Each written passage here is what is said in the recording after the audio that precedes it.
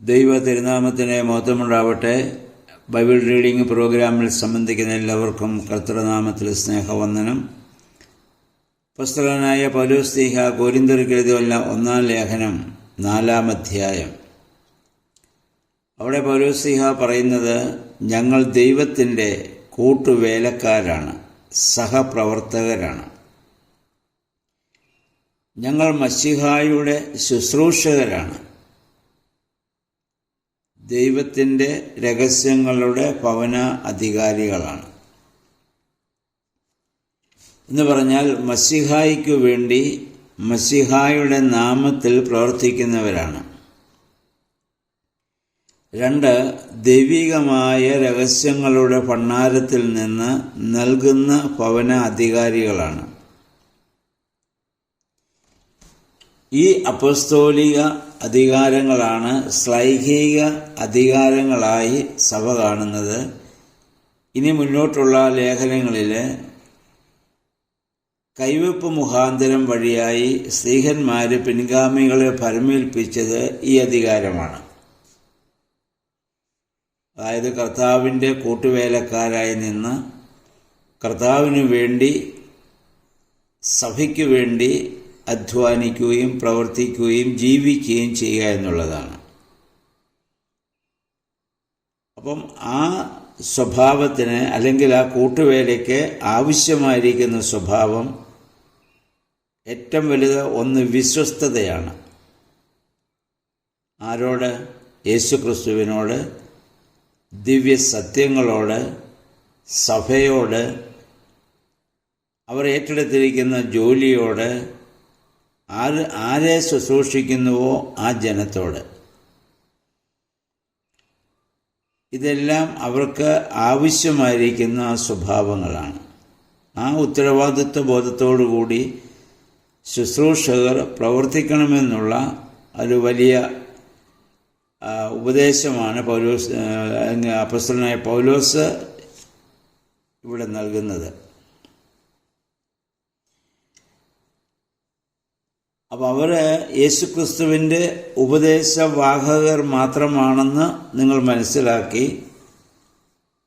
നിങ്ങൾ അവരോട് പെരുമാറണം. അവരെ നിങ്ങൾ വിധിക്കാൻ വേണ്ടി ഇത് ശ്രമിക്കരുത്.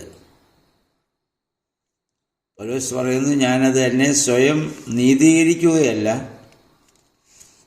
എന്നെ വിധിക്കാൻ അധികാരമുള്ളത് എന്നെ ഫലമേൽപ്പിച്ചവനാണ്, ഉത്തരവാദിത്വം നൽകിയവനാണ്, അത് ചോദ്യം ചെയ്യാൻ അവകാശമുള്ളൂ. അതുകൊണ്ട് കർത്താവിൻ്റെ 2ാമത്തെ വരവ് വരെ നിങ്ങൾ ക്ഷമിക്കുവാൻ പൗലോസ് ഇവിടെ ആവശ്യപ്പെടുകയാണ്. മേൽപ്പറഞ്ഞ ഉത്തരവാദിത്വത്തോടെ ഇന്ന് ശുശ്രൂഷകർ ഉള്ളവർ പ്രവർത്തിക്കുന്നുണ്ടോ എന്ന് അവർ ചിന്തിക്കണം. അവരെ കഠിനമായിട്ട് വിമർശിക്കുന്നവർ, കുറ്റപ്പെടുത്തുന്നവർ, നിങ്ങൾക്ക് അതിനധികാരമുണ്ടോ എന്നും ചിന്തിക്കേണ്ടതാണ്. 2 കൂട്ടരും അങ്ങനെ ചിന്തിച്ചാൽ സഭയിൽ സമാധാനമുണ്ടാവുകയും പ്രശ്നപരിഹാരങ്ങൾ ഉണ്ടാവുകയും ചെയ്യുമെന്നുള്ളതാണ്. എന്നിട്ട് പൗലോസ് ഇവിടെ ചോദിക്കുന്നു, മറ്റാരെയേക്കാൾ നിങ്ങൾ ശ്രേഷ്ഠരാണെന്ന് നിങ്ങളെക്കുറിച്ച് നിങ്ങൾ വിചാരിക്കുന്നത് എന്തിനാണ്? അത് അവർക്ക് മനസ്സാക്ഷിക്കുത്തുണ്ടാകത്തക്കവണ്ണം ആണ് പൗലോസ് ഇത് പ്രസ്താവിക്കുന്നത്. ഞങ്ങളിൽ നിന്ന് പ്രാപിച്ചതല്ലാതെ എന്താണ് നിങ്ങൾക്കുള്ളത്? നിങ്ങൾക്കിപ്പോൾ സന്തോഷവും സമാധാനവും പ്രത്യാശയും ലഭിക്കത്തക്കവണ്ണം ഞങ്ങൾ അധ്വാനിക്കുകയും പ്രവർത്തിക്കുകയും ചെയ്യുന്നു. അതിൽ നിങ്ങൾ ഞങ്ങളെ കുറ്റപ്പെടുത്തുന്നത് എന്തിനാണെന്നാണ്. അതുകൊണ്ട് ഞങ്ങൾ പൂർണ്ണരായി എന്ന് ഞങ്ങൾ അവകാശപ്പെടുന്നില്ല, എന്നാൽ ഞങ്ങൾക്കിനിയൊന്നും ആവശ്യമില്ല എന്നുള്ള ആ സഭയുടെ, ആ വിശ്വാസികളുടെ മനോഭാവത്തെ പൗലോസ് ഇവിടെ കുറ്റപ്പെടുത്തുന്നുണ്ട്. 10 മുതൽ 13 വരെയുള്ള വാക്യങ്ങൾ അദ്ദേഹം ചോദിക്കുന്നു, നിങ്ങൾ ജ്ഞാനികളും ബഹുമാന്യരുമാണ്, ഞങ്ങളോ നശിച്ചു പോകുന്നവർക്ക് ഭോഷത്വമായ സുവിശേഷം പ്രസംഗിക്കുന്ന ഭോഷന്മാരായിട്ട് മാറിയിരിക്കുന്നു. എന്നിട്ട് അദ്ദേഹം പറയുന്നു, ഞങ്ങൾ ഒന്നുമില്ലാത്തവരും വേല ചെയ്യുന്നവരും അധിക്ഷേപിക്കുന്നവരെ അനുഗ്രഹിക്കുന്നവരുമായി കഴിയുകയാണ്. പിന്നീട് പൗലോസ് തന്നെ സ്വന്തം കൈകൊണ്ട് അത് തൊഴിൽ ചെയ്ത് ജീവിക്കുന്ന കാര്യത്തെക്കുറിച്ച് പറയുന്നുണ്ട്. അത് മറ്റ് വേദഭാഗങ്ങളിലും കാണാം. അപ്പോസ്തലപ്രവൃത്തികൾ 18:2, 20:24, 1 കൊരിന്ത്യർ 9:15, 1 തെസ്സലോനിക്കർ 2:9, 2 തെസ്സലോനിക്കർ 3:8. ഇവിടെയെല്ലാം പൗലോസ് സ്വന്തം കൈയാൽ അധ്വാനിച്ച് ഉപജീവനം കഴിയുന്ന കാര്യം കൂടി പറയുന്നുണ്ട്.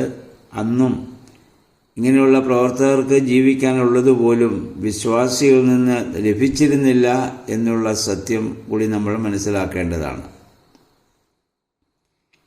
ഇവിടെ പൗലോസ് ഈ ലേഖനം എഴുതുന്നത്, ഈ കാര്യങ്ങൾ എഴുതുന്നത് അവരെ കുറ്റപ്പെടുത്താൻ വേണ്ടിയല്ല, പ്രത്യുത ഒരു പിതാവിൻ്റെ സ്ഥാനത്ത് നിന്നുകൊണ്ട് നൽകുന്ന വലിയ ഉപദേശമാണ്.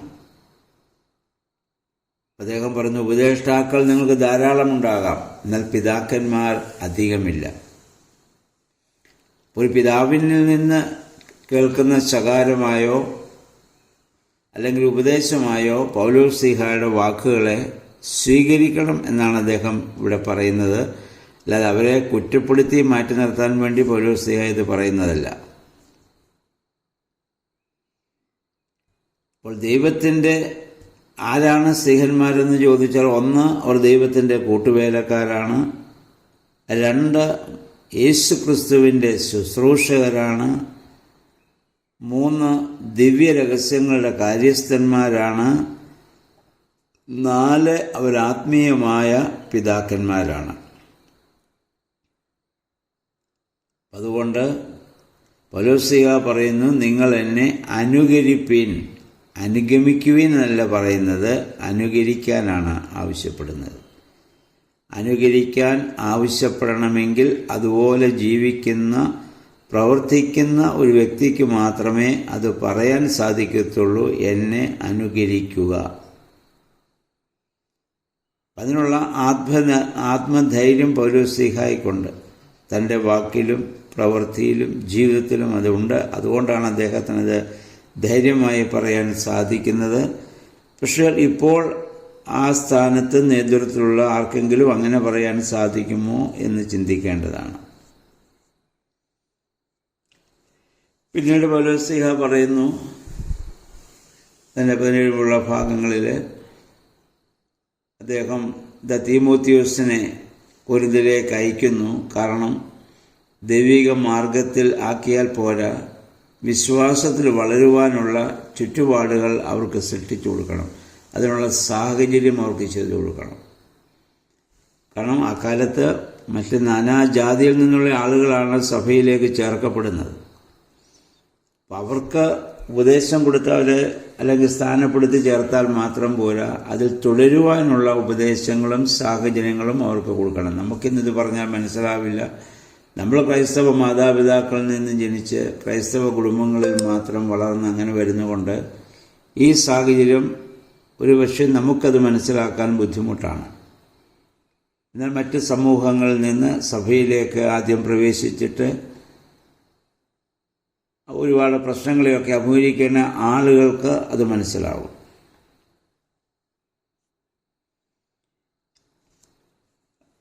അതുകൊണ്ട് പൗലോസ്ലീഹായുടെ ആ വലിയ ഉപദേശത്തെ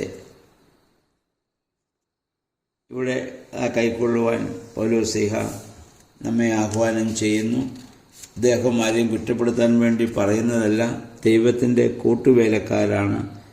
ദൈവത്തിൻ്റെ കൂട്ടുവേലക്കാരാണ് ആത്മീയ മേഖലയിൽ പ്രവർത്തിക്കുന്നവരെങ്കിൽ ആ ക്രിസ്തുവിൻ്റെ ഭാവം തന്നെ അവർക്കും ഉണ്ടാവേണ്ടതും ക്രിസ്തുവിന് വിധേയപ്പെട്ട് മാത്രം ജീവിക്കേണ്ടതും ക്രിസ്തുവിൻ്റെ വാക്കുകൾക്കനുസരിച്ചും മാത്രം പ്രവർത്തിക്കേണ്ടവരുമാണ്.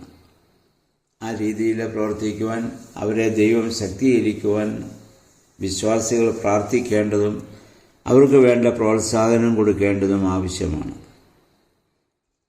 അതാകുമ്പോൾ മാത്രമേ സഭയിൽ ശാശ്വത ശാന്തിയും സമാധാനവും ഉണ്ടാവുകയുള്ളൂ. ഇന്ന് അതിൽ നിന്ന് വ്യത്യസ്തമായി അധികാരങ്ങൾക്ക് വേണ്ടിയും സ്ഥാനമാനങ്ങൾക്ക് വേണ്ടിയും ഒക്കെ ഈ ദൈവികമായ ശുശ്രൂഷയെ കാണുമ്പോഴാണ് പ്രശ്നങ്ങളുണ്ടാകുന്നത്. അതിൽ നിന്ന് വ്യത്യസ്തമായി ചിന്തിക്കുവാനും പ്രവർത്തിക്കുവാനും എല്ലാവർക്കും സാധിക്കുന്നതിന് വേണ്ടി നമുക്ക് ശക്തമായി ദൈവസന്നിധിയിൽ പ്രാർത്ഥിക്കാം. ഈ അധ്യായങ്ങൾ വായിച്ച് പൗലോസ്ലീഹ പറയുന്ന വാക്കുകൾക്ക് അനുസരണമായി നമ്മുടെ ജീവിതത്തെ നമുക്ക് ക്രമപ്പെടുത്താം. എല്ലാവർക്കും നല്ല ഒരു ശുഭദിനം ആശംസിക്കുന്നു. ദൈവനാമം മാത്രം മഹത്വപ്പെടുവാൻ ഇടയായി തീരട്ടെ.